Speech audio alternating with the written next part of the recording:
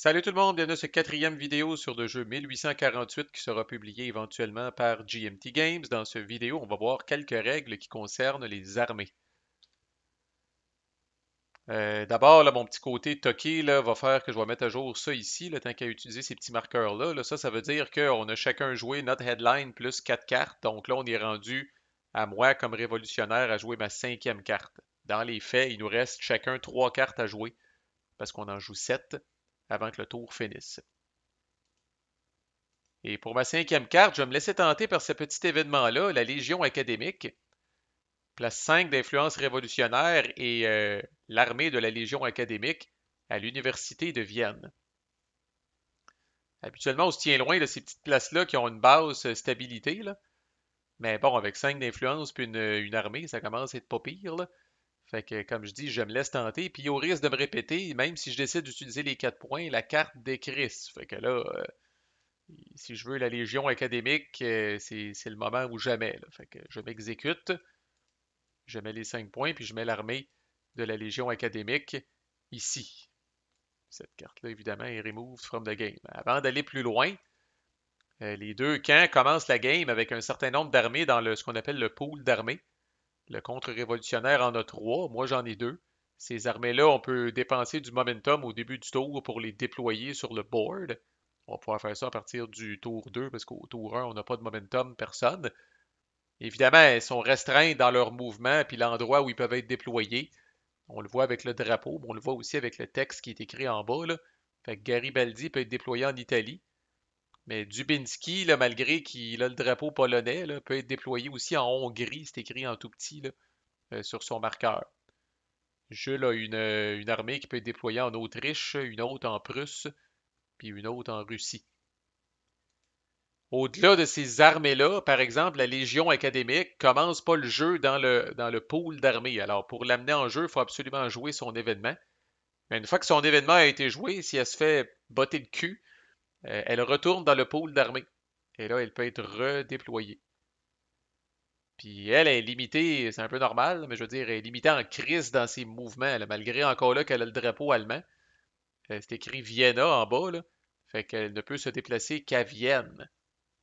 Alors, ça veut dire à l'université, puis à dans le fond, la space même de Vienne, la space aristocrate de Vienne. Et on va voir d'autres petites règles sur les armées sous peu. Là, c'est la cinquième action round de Jules. Il joue une carte de 4, une de mes cartes. Musprussen, la population du Rhineland, commence à en avoir ras le pompon là, des Prusses.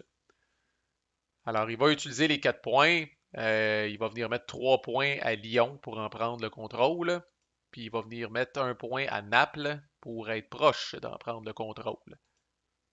Je fais l'événement, je peux ajouter 3 d'influence révolutionnaire dans le Rhineland ou à Cologne. Fait que je vais venir compléter, je vais venir prendre le contrôle du Rhineland, puis je vais venir mettre 2 à Cologne. C'est une petite belle space parce qu'elles sont à la fois en Allemagne et en Prusse.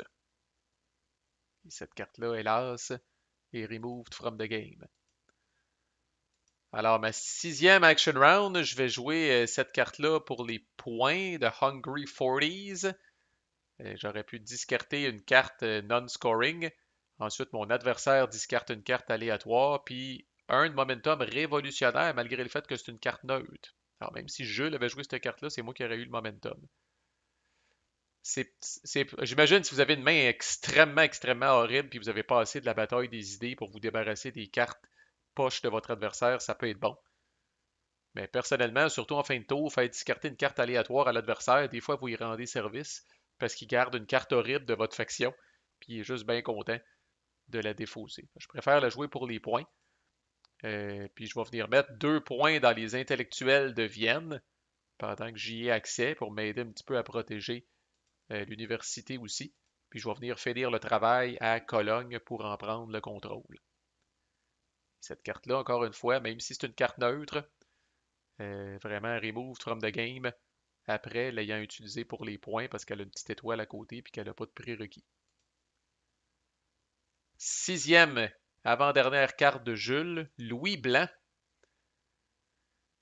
Dans la prochaine révolution en France, on ajoute plus 2 au jet là, de post-révolution, là, le jet qu'on fait sur cette table-là ici, et un de momentum révolutionnaire, ça arrive tout de suite.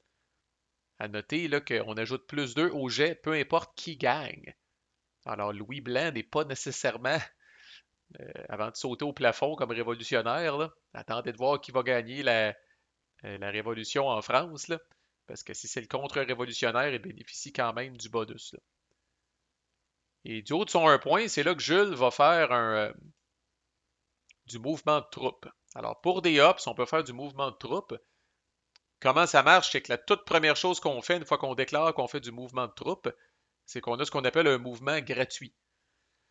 Puis ce mouvement gratuit-là, là, il peut être, dans le fond, vous pouvez bouger toutes vos armées d'une space connectée, en autant qu'elle ne bouge pas sur des armées ennemies, et elle ne peut pas bouger non plus sur des spaces contrôlés par votre adversaire. Alors, Jules va utiliser le mouvement gratuit pour d'abord bouger M. Radetzky de Lombardie à Venetia. Et ensuite, sa calice d'habileté de la bataille des idées s'applique pareil, étant donné qu'il dit à l'avance qu'il va utiliser tout son mouvement de troupes en Autriche. Sa petite carte de 1 devient une carte de 2. Alors, il va pouvoir faire 2 de mouvements. Alors, il va bouger Radetzky à Corinthe et ensuite à Vienne. Petite note sur les mouvements de troupes. Il y a des spaces dans le jeu, évidemment, qui sont de vrais spaces physiques, si on veut, puis il y a des spaces qui sont un petit peu plus abstraites. Fait que les églises sont abstraites. Alors, les connexions ici que vous voyez qui sont un peu coupées, là, ce sera peut-être pas de même dans le jeu final, là, mais les armées ne peuvent pas rentrer dans ces spaces abstraites-là, là. Fait que si vous avez une armée qui est en Bourgogne, elle ne peut pas entrer dans l'Église française. Dans les faits, l'Église française n'est pas une space dans laquelle physiquement l'armée peut se trouver. C'est la même chose pour les intellectuels. Et eux sont toujours dans le fond, de toute façon, des pays, là, sont toujours dans un cul-de-sac. Les universités, par contre, ce sont des spaces, fait que c'est pour ça que ma légion académique peut rester là. Donc, les armées peuvent jamais bouger dans des spaces abstraites. La présence d'une armée dans une space, si cette space-là est contrôlée par votre adversaire, vous en brisez temporairement le contrôle. Par exemple, si bon, elle ne peut pas être là, mais vous allez. Ben, je vais tasser lui 2 secondes, mais si l'armée académique était ici, c'est probablement pour ça que Jules a bougé au plus calice son armée ici. Mais si la Légion académique était ici, là, temporairement, on flippe ça. Vienne n'est plus contrôlée par le contre-révolutionnaire. Elle n'est pas contrôlée par moi, mais j'en brise le contrôle si elle est contrôlée par mon adversaire. Puis pourquoi j'aurais pu jumper là en premier? C'est que dans le fond, vous n'avez pas le droit de bouger sur une space avec une armée ennemie, à moins que vous soyez en supériorité numérique. Fait que si j'avais été là en premier, là, Jules ne peut pas venir me botter le cul avec Radetzky. Il serait obligé d'amener Radetzky et une autre armée. Puis lors d'un même mouvement synchronisé, là, de dépenser au minimum 2 hops pour bouger les 2 armées sur moi. Puis là, à ce moment-là, moi, je suis pogné pour retraiter. Puis je peux retraiter, dans le fond, n'importe où il n'y a pas d'armée ennemie. Mais évidemment pas par une space par laquelle les armées ennemies sont entrées. Fait que s'il y a 2 armées de Jules ici qui s'en viennent me botter le cul ici, évidemment, je ne peux pas retraiter là. Alors, tant que je ne suis pas pogné d'un cul-de-sac, mais l'Université de Vienne est un fucking cul-de-sac. Alors, Jules vient en quelque sorte de me piéger, peut-être erreur de newbie de ma part, là, mais la Légion académique est un petit peu pognée à Vienne. De toute façon, comme je dis, elle est très limitée dans ses mouvements. Si je l'avais bougé à Vienne, l'avantage c'est que j'aurais brisé le contrôle de Jules de cette space-là. Mais ça ne m'aurait pas permis de retraiter à Presbourg ou à Prague, là, nécessairement. Là. La retraite ne permet pas à l'armée de bouger où est-ce qu'elle n'a pas le droit de bouger. Excusez. Fait qu'une armée comme ça qui peut se déplacer n'importe où en Autriche, elle a énormément de flexibilité, mais on a l'autre extrême ici qui est la Légion académique, qui a 2 spaces au total qu'elle peut bouger dedans. Quand vous déployez une nouvelle armée, quand on va dépenser du momentum pour déployer une nouvelle armée, vous les déployez d'abord dans des spaces que vous contrôlez, des spaces légales que vous contrôlez. S'il n'y en a pas, vous pouvez les déployer dans des spaces qui ne sont pas contrôlés par personne, mais vous ne pouvez jamais les déployer dans une space qui est contrôlée par l'ennemi. Si jamais toutes les spaces disponibles pour l'armée sont contrôlées par l'ennemi, vous êtes fourré, vous ne pouvez pas la déployer. Armée donne des bonus à l'agitation, fait que autant offensif que défensif, si on veut, là. Fait que la présence d'une armée, par exemple, dans une space comme l'Université de Vienne, là, je peux pas, mais si jamais je faisais une agitation, moi, comme révolutionnaire dans l'Université de Vienne, j'aurais plus 2 à cause de la présence d'au moins une armée, même s'il y a 10 armées, c'est plus 2 pareil. Et si mon adversaire essaye de faire de l'agitation dans l'Université de Vienne, là, ça s'applique. Dans ce cas-là, si Jules essayait de faire de l'agitation à l'Université de Vienne, il y aurait moins 2 à cause de la présence d'au moins une armée. Fait que c'est pas mal ça. Vous allez voir un peu plus. Là, pour l'instant, c'est relativement tranquillos. Il y a 3 armées au total sur le board, là. Mais vous allez voir que ça va en. C'est l'escalade de la violence. Fait que ça va en augmentant, là, cette affaire-là, là. Puis bientôt, on va avoir des armées en asti sur le board, là. Je, il y a des choses que j'aime des armées, il y a des choses que j'aime moins. Briser le contrôle, je trouve ça très thématique. Mouvement de troupes, j'ai pas trop de misère, mais bon, on dirait que là, puis je sais qu'il y a eu énormément tu sais, il y en a eu des combats, puis il y en avait des armées à cette époque-là, puis il y en a eu des clashs, là. Puis je le sais que c'est ce qu'on essaye de modeler ici, là, de modéliser ici. Mais ah, d'accord, il y a des petites affaires que je suis pas encore convaincu, là. Ça fait drôle des fois d'utiliser une carte pour les hops, puis mouvements gratuits, puis là je te bouge dessus, puis tu retraites, puis on dirait que c'est comme un embryon de wargame à l'intérieur d'un jeu qui est en fait un jeu classique de majorité, puis de contrôle de space, puis de scoring cards, puis tout ça, là. Regardez quoi. Fait que là, voici la situation où nous en sommes. Et là, ma foi, c'est ma dernière carte. Alors, je joue la police secrète. Un moment comme un autre pour le jouer. Je dois révéler mes cartes en main et ensuite Jules peut utiliser cette carte-là pour faire des hops. Je décide de la faire avant. Je lui annonce que il me reste la société secrète dans ma main. Jules fait ses points en premier. Il décide encore là, il utilise son bonus. Il va toutes les utiliser en Prusse. Fait que sa petite carte de 1 va devenir 2 pour venir prendre le contrôle de Königsberg. Et ensuite, moi, du haut de mon 1 point, je viens prendre le contrôle de Milan. Cette carte-là est récurrente, elle est défaussée seulement. Et Jules ferme la marche avec la révolte en Sicile. Alors on ajoute assez d'influence révolutionnaire à Sicile, en Sicile pour que j'en gagne le contrôle et un de momentum révolutionnaire. Alors bing, un de momentum révolutionnaire. Jules avec ses 2 points va venir prendre le contrôle à Naples et à Rome. Je sais pas pourquoi qu'on le voit pas, là, mais il est supposé avec le fer, là.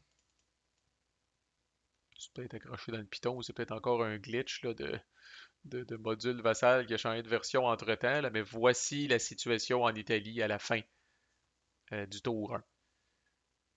Fait que là, si on a passé proche en asti au niveau du momentum, là, fait que les deux, on a 4 de momentum. Alors les deux, on sera pas capable d'ajouter un nouveau deck en jeu. On dirait que les deux, on s'est préparé au fait que l'Italie pourrait être reshufflée dans le deck. Ce ne sera pas le cas pour le tour 2. Fait qu'au tour 2, on aura encore possiblement que la France dans le deck parce que ça prend 5 de momentum pour ajouter un nouveau deck. On n'est pas tout à fait là.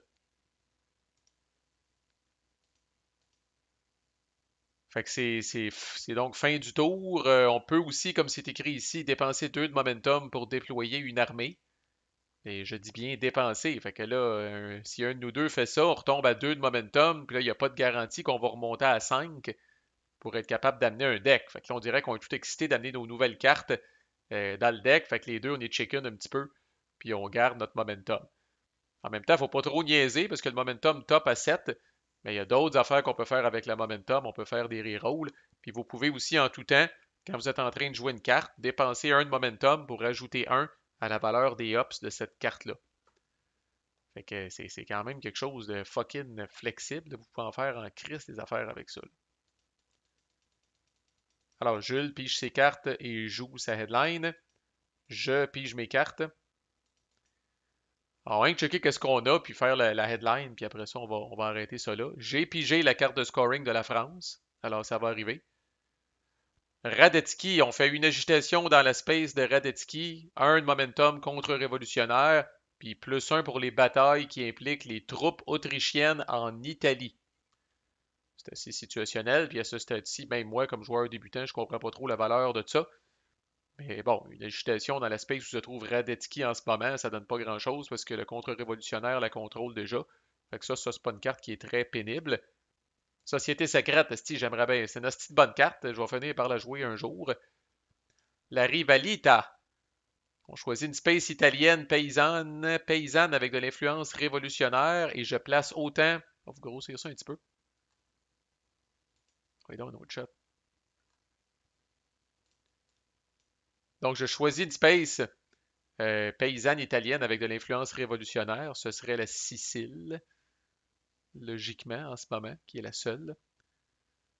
Le contre-révolutionnaire peut placer autant d'influence contre-révolutionnaire dans une autre space paysanne qui est adjacente. Alors, ce serait dans ça. Il pourrait venir mettre 4 à Calabria, ça fait chier un petit peu. Les salons, j'ajoute un d'influence dans une space intellectuelle. Je peux faire autant de tentatives de bataille des idées ce tour-ci. Ouais. L'aristocratie ferme les rangs. Chaque joueur gagne un VP par space aristocrate qu'il contrôle. Ensuite, si toutes les spaces aristocrates dans un empire sont contrôlés par le contre-révolutionnaire, il peut placer 3 d'influence dans cet empire-là, puis un de momentum contre-révolutionnaire. Aïe, câlisse. Elle va peut-être prendre le bord. Les francs-maçons dans chaque révolution que je trigger, chaque scoring card que je joue, regardons ça, j'essaie de la France. Si je contrôle une space bourgeoise dans le pays, je peux défausser 3 cartes et piger des replacements. C'est bon en crise. J'ai pigé la fameuse carte qui permet aux contre-révolutionnaires de canceller la headline révolutionnaire. Alors, j'ai pas à me soucier de ça. Par contre, elle a une autre effet, cette petite carte-là, là, qui est une tentative d'agitation gratuite dans 3 spaces d'université ou d'intellectuels. Ça fait chier en crise. Et Lamartine qui place 2 d'influence révolutionnaire dans les intellectuels français que je contrôle déjà. Puis ensuite, j'utilise cette carte dans la bataille des idées pour cibler la question politique spécifiquement. Question politique qui est déjà contrôlée par moi. Fait que ça vaut pas vraiment de la merde. Et devant tout ça, j'ai peut-être l'intention de me débarrasser de la France au plus calice. Alors, pour le meilleur ou pour le pire, je décide de jouer les francs-maçons. Je décide de jouer les francs-maçons comme headline. Je contrôle une space bourgeoise en France, c'est Paris. Fait que si je me grouille, puis si je joue la scoring card de Paris là, au plus Chris, là, 1, 2, 3, 4, 5, je contrôle 5 spaces par rapport à ces 3 à lui. Je domine officiellement, tu sais, puis j'ai le plus 2 de Louis Blanc, en tout cas. Et, puis j'ai plus 2 cartes de révolution dans chaque révolution qui se passe dans une monarchie. Fait qu'attendez-vous que la carte de scoring de la France, je la joue plus tôt que tard. Mais lui joue justement l'héritage de la révolution. Alors, il va la jouer. De toute façon, moi, c'est une carte qui n'a pas d'effet immédiat. C'est une carte qui reste en jeu quand même jusqu'à la fin de la game, Nasty. Alors, lui, que peut-il faire avec ça? C'est la portion du bas qui l'intéresse, une carte neutre. Il ajoute un d'influence contre-révolutionnaire dans 3 spaces aristocrates ou d'église. Devrait pas avoir trop d'impact. Il en met une dans la space d'église luthérienne, une à Munich, puis il va venir en mettre une à Turin. Et ça, c'est Remove from the game. Et ça, je ne change pas mon plan. Préparez-vous. Probablement, là, dès la première carte que chez moi qui commence comme révolutionnaire, là, dès le début du tour 2, je vais ouvrir avec le scoring de la France parce que j'ai vraiment un avantage 5 spaces par rapport à 3 plus 2 cartes parce que ça se passe dans une révolution. Je peux discarter 3 cartes, typiquement des leaders que je ne peux pas utiliser là, pour repiger des cartes. Fait que je devrais être dans une hostie de bonne posture pour gagner le scoring de la France avec le plus 2 de notre ami Louis Blanc, amateur de République. Manquez pas ça lors du prochain vidéo. À plus.